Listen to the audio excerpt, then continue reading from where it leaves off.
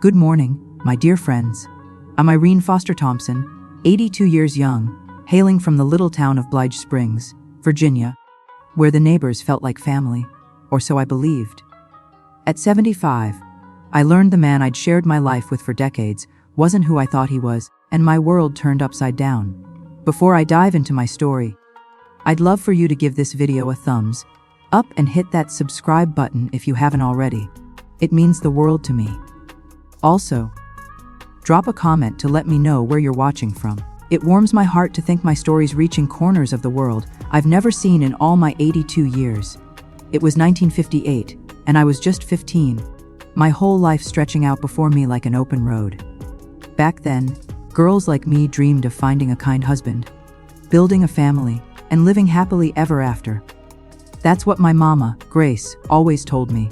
That summer, at the 4th of July picnic, I met Oliver, a dashing 23-year-old banker who worked at our town's only bank. I can still picture it. I was at the bake sale, wearing a sky blue dress Mama had stitched, with ruffles swirling around the skirt and a tiny bow at the waist. I felt like the belle of the picnic, though I knew I wasn't. My braids were tied with ribbons that matched my dress, and I handed out pastries with a timid smile. Then Oliver strolled up, alone, in a crisp white shirt and polished shoes that caught the glow of the town square's lanterns. "How much for the caramel fudge?" he asked, his voice steady yet soft, like he weighed every word. "2 quarters. I mumbled, my cheeks flushing as I avoided his gaze. He bought a piece, lingered, and chatted with me while savoring it.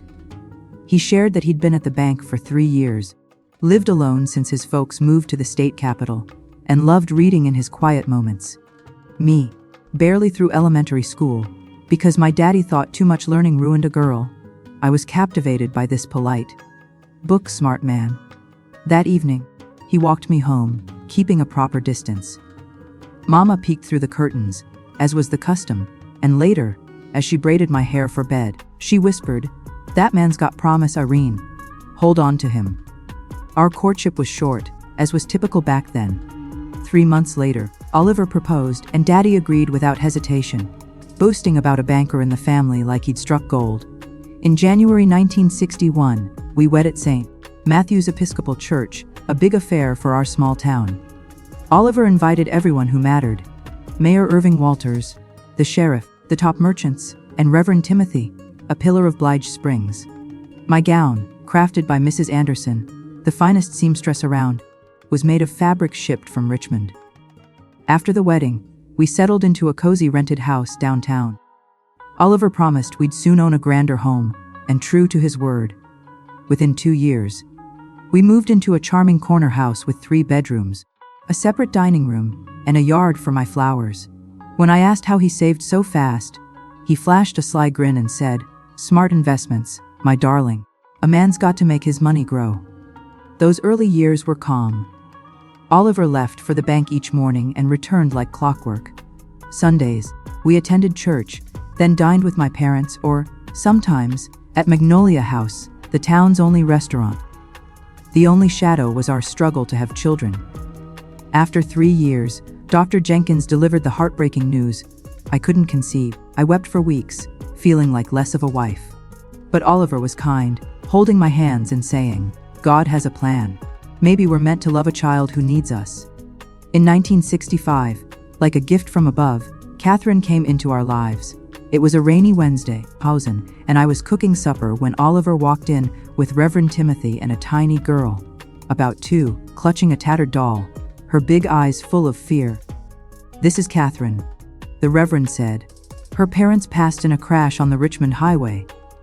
She's got no one else." My heart melted for that child with her dark curls and lost expression. That night, she slept in the room we'd kept ready for a child. Oliver handled the adoption papers swiftly, and within days, Catherine was officially ours. I never questioned the speed. Oliver knew people, and the Reverend was involved. Who was I to doubt fate? The years rolled on, and our little family thrived. Catherine grew into a bright, polite girl, excelling in school and charming everyone. Oliver was a devoted father, helping with her homework and telling bedtime stories. Sometimes, I'd catch them together, noticing how they tilted their heads the same way when focused. But I brushed it off as coincidence. Oliver's faith deepened over time. He never missed a Sunday service, joined every church event, and in 1975, when Reverend Timothy retired, the new pastor, Reverend Lawrence, named him church treasurer, a role he took on with zeal, often staying late to discuss parish matters. Meanwhile, Catherine blossomed into a young woman. By 1981, at 18, she wanted to study law in Richmond.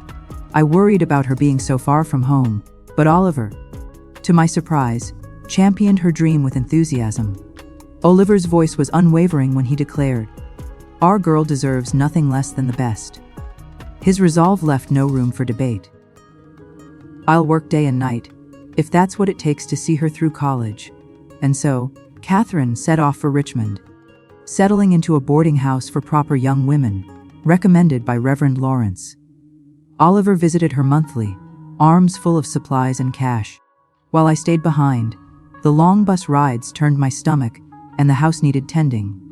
The years slipped by quietly. Catherine graduated with honors, joined a law firm in Richmond, and in 1990, married Robert, a fellow lawyer. They built a life there, and though I missed her, Oliver beamed with pride at her independence. Our days followed the same rhythm: Oliver at the bank, me keeping the house, Sundays at church, and occasional trips to see Catherine. But as time passed, Oliver's faith grew fiercer. He'd linger after services, lost in hushed talks with Reverend Lawrence. Sometimes, I'd find him in our bedroom, kneeling in prayer, his face twisted with a pain I couldn't place. "What's weighing on you, Oliver?" I asked one evening, catching him wiping tears after a fervent prayer. "Just pondering my soul's fate, Irene," he said, brushing it off. "At my age, a man starts fearing God's judgment." His words made sense. Oliver was 61, healthy as ever, but a quiet unease told me there was more he wasn't saying. I let it go, trusting his heart. Then, in 2006, everything changed. At 68, Oliver's hands began to shake, his speech slurred, and he struggled to stay steady. Tests revealed a cruel truth: a rare, untreatable disease stealing his body bit by bit. The doctors gave him 2, maybe 3 years. Watching my strong, commanding husband fade was agony. Yet his mind stayed sharp, trapped in a failing shell. Reverend Lawrence became a near, daily visitor, the two of them locked in the bedroom for hours, their voices low. One afternoon, carrying a tea tray, I overheard Oliver's faltering words, "She deserves the truth, Reverend." The pastor's reply was heavy with worry. "Are you certain, my son?" They froze when I entered, and I played it off, setting down the tray and leaving. But those words gnawed at me. What truth? What had Oliver kept from me after all these years? Fear, or maybe respect for his frail state, kept me silent. I told myself it was the illness talking, or the medicines clouding his mind. In May 2008, Oliver slipped away in his sleep, peaceful, as if he'd chosen his moment to go. Catherine, Robert, and their 2 children came for the funeral, held at St. Matthew's, where we'd vowed our love 47 years earlier. Reverend Lawrence led a solemn service, and as the mourners drifted away, he asked me to stay. Before the altar, he handed me a worn, yellowed envelope, his face grave. "Oliver gave me this over 30 years ago," he said. "He wanted you to have it only after he was gone. I've prayed hard for you to find strength for what's inside." My hands trembled as I took it, sensing my life was about to shift.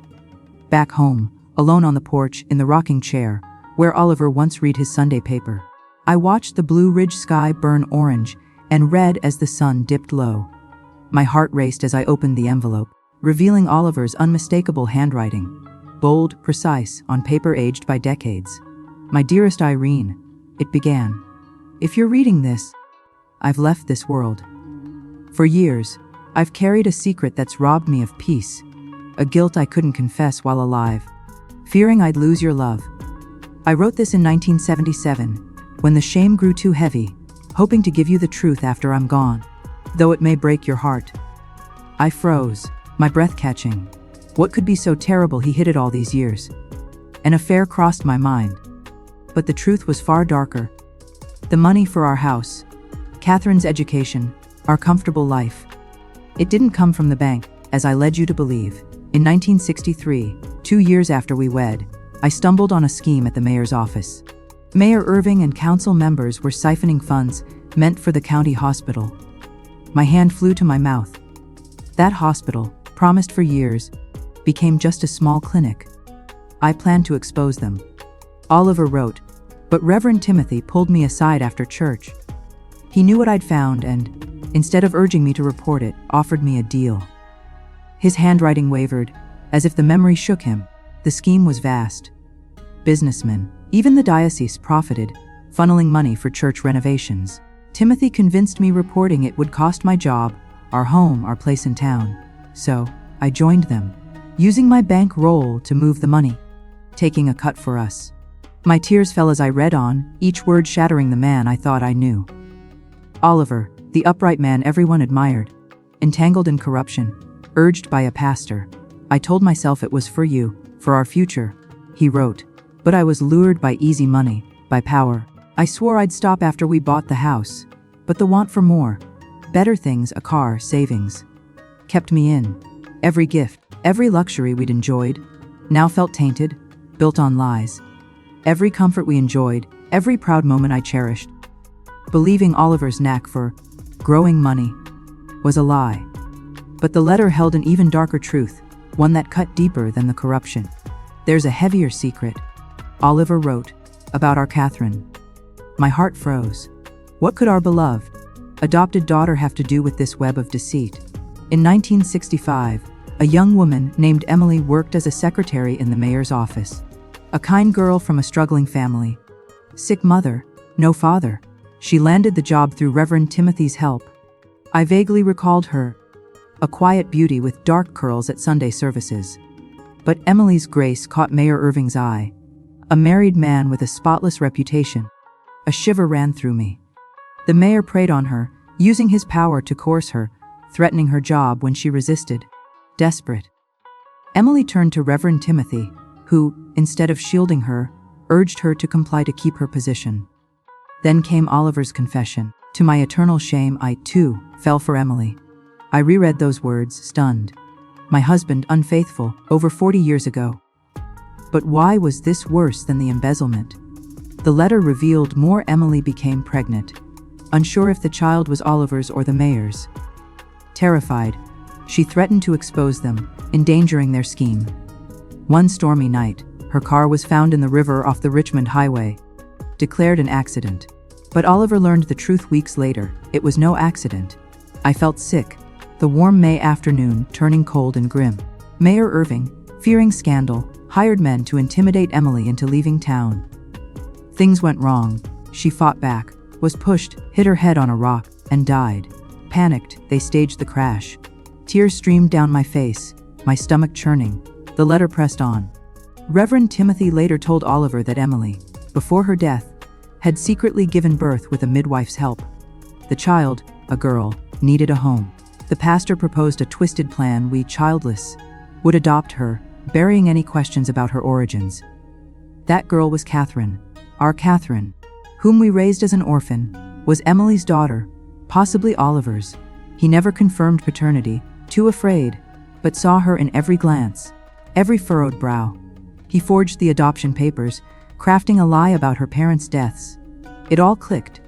The rushed adoption. Oliver's devotion to Catherine, their shared gestures I'd dismissed as coincidence. I don't expect forgiveness, he wrote.